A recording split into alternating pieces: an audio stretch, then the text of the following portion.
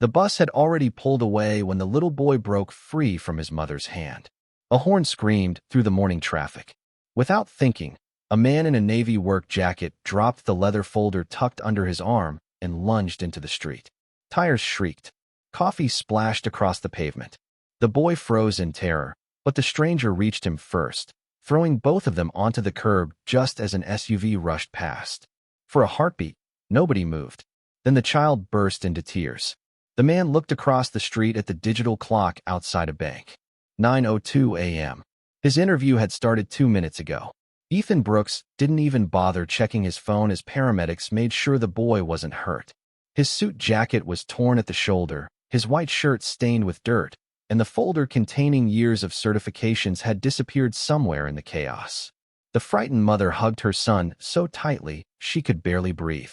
"I'm sorry," she whispered through tears. Ethan only smiled. "He's okay.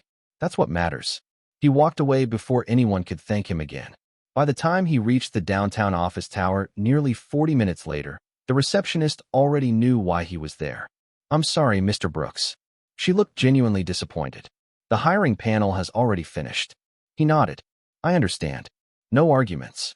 No anger. Just quiet acceptance. Outside, he sat on a bench staring at his empty hands. His daughter Lily had drawn a tiny smiley face inside his interview notebook the night before. "Good luck, Dad." The notebook was gone too. Life had already asked Ethan to give up enough. 3 years earlier, cancer had taken his wife. Since then, he balanced 2 part-time maintenance jobs while raising 12-year-old Lily alone in a small apartment above an old bakery. The interview he'd just missed wasn't just another opportunity.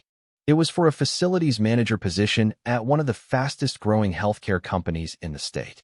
Steady hours, health insurance, enough money to finally stop worrying every month.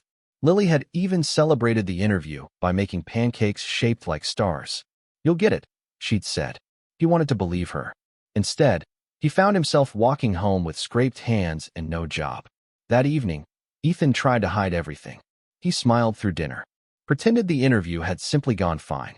But Lily knew him too well. "You missed it." He looked down. "I'm sorry." She reached across the table and squeezed his hand. "You would have saved me too." He laughed despite himself. Kids had a way of making heartbreak sound simple. Across the city, another conversation unfolded inside the executive floor of North River Health Systems. "We've reviewed every finalist," one board member said. "They all look qualified." A woman standing by the window remained silent. She wasn't thinking about resumes. She was thinking about the stranger who had jumped into traffic that morning without hesitation. She hadn't spoken during the accident. She'd stayed back while everyone rushed toward the child. Watching, learning, seeing what nobody else noticed. Not bravery. Instinct. Character. Her name was Claire Donovan, CEO of North River Health Systems. The next morning, Ethan reported for his regular maintenance shift at an aging community recreation center. Broken lights, leaky faucets, paint peeling from walls. Nothing glamorous, just honest work. Around lunchtime, his supervisor hurried toward him. "Someone's here asking for you." Ethan wiped dust from his hands. Outside stood a woman in a gray coat beside a black SUV. She smiled politely. "You probably don't remember me." He studied her face, then recognized the mother from yesterday. Or so he thought. "How's your son?" She smiled wider. "He wasn't my son." Ethan blinked. "The little boy belongs to my assistant." Silence.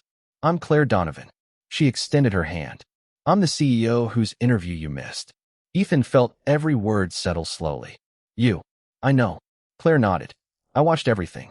He looked embarrassed more than surprised. "I wasn't expecting a second chance." He shook his head. "A thank you." Claire folded her arms. "Yesterday wasn't a test." "I know, but it told me something no resume could." Instead of offering him the job immediately, Claire invited Ethan to spend one day visiting North River's hospitals. No interviews, no presentations, just observations. "I want to see how you treat people when nobody's evaluating you." He agreed. Throughout the day, Ethan did things no one asked him to do. He fixed a wheelchair brake while waiting in a hallway, helped an elderly visitor find her husband's room, cleaned up spilled juice before housekeeping arrived, spent 20 minutes repairing a broken toy in the pediatric waiting room because a frightened little girl refused to let it go. He never mentioned any of it. Claire noticed everything. So did everyone else. Late that afternoon, another surprise arrived. Claire took Ethan into the hospital basement. It wasn't glamorous. Old boilers hummed. Pipes rattled overhead. She pointed toward faded maintenance logs. Do you know why this position has been vacant for 8 months? He shook his head. Everyone wanted the salary. She looked around the aging mechanical room. Nobody wanted the responsibility. She explained that several managers had quit because they treated maintenance as equipment instead of people. If these systems fail, she looked upward toward patient rooms. Families suffer. For the first time, Ethan realized this wasn't just a better paycheck. It was a chance to protect lives in quieter ways. 2 days later, the board gathered again. Some executives still questioned Claire's decision. He missed the interview. He lacks corporate management experience.